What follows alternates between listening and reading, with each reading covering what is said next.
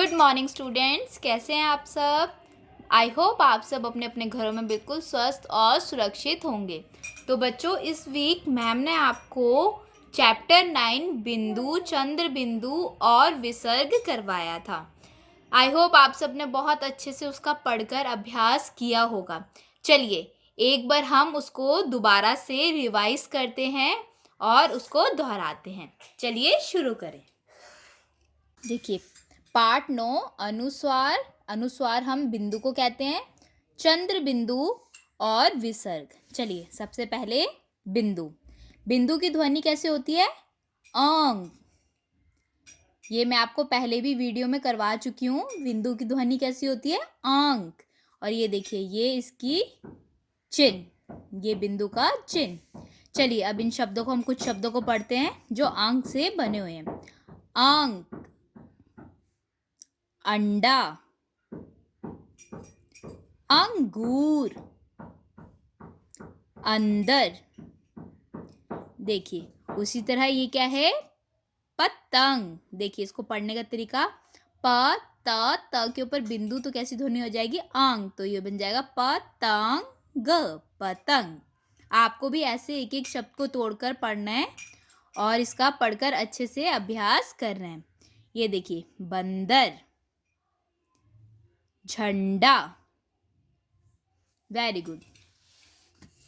देखिए, अब देखिए यहाँ पर कुछ शब्द दिए गए हैं जिनका आपको पढ़ पढ़कर घर पर अभ्यास अच्छे से करना है। उड़ी पतंग। इसके बाद ये आपको एक कविता दी गई है, उड़ी पतंग, जिसको आपको घर पर पढ़कर याद कर कर मम्मी पापा को सुनाना है। चलिए एक बार हम इसको भी पढ़ते हैं। सर सर सर सर उड़ी पतंग, फर फर फर फर उड़ी पतंग। इसको काटा उसको काटा, खूब लगाया सैर सपाटा। अब लड़ने में जुटी पतंग, अरे कट गई लुटी पतंग। सर सर सर सर उड़ी पतंग, फर फर फर फर उड़ी पतंग। तो ये कविता किसने लिखी है बेटा?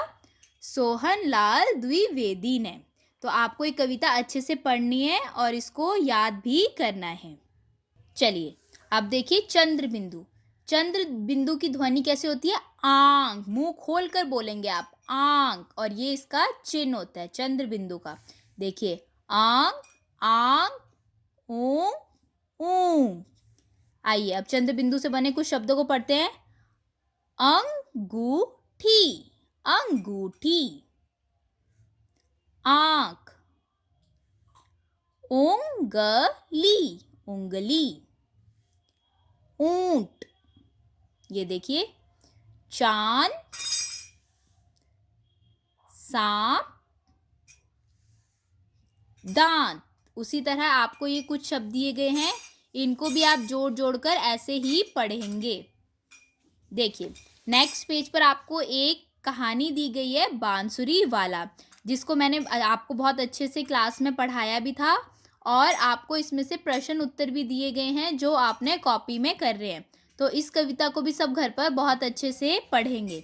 चलिए इसके बाद देखिए विसर्ग।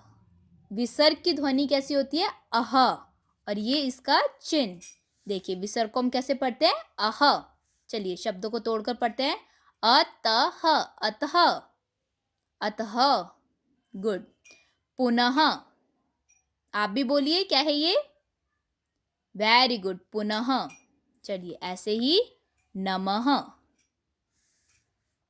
अतः, पुनः, नमः, शने शने।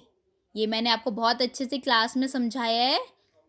पुनः मतलब दोबारा, नमः मतलब नमस्कार, शने शने मतलब धीरे धीरे। देखिए प्रातः काल। प्रातः काल का मतलब सुबह का समय। ये आपको नमन के बारे में बताया गया है कि वो कैसे। देखिए हम पढ़ते हैं, नमन प्रातः काल उठा। नमन सुबह के समय उठता है। उसने माता पिता को नमः कहा। और माता पिता को क्या कहा उसने? नमस्कार।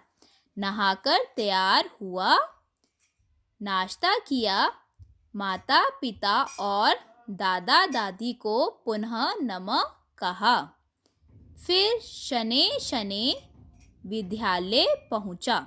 आपको भी इसी तरह इसको एक एक शब्द के ऊपर उंगली रखकर पढ़ना है। चलिए, उसके बाद इसका पुस्तक कार्य।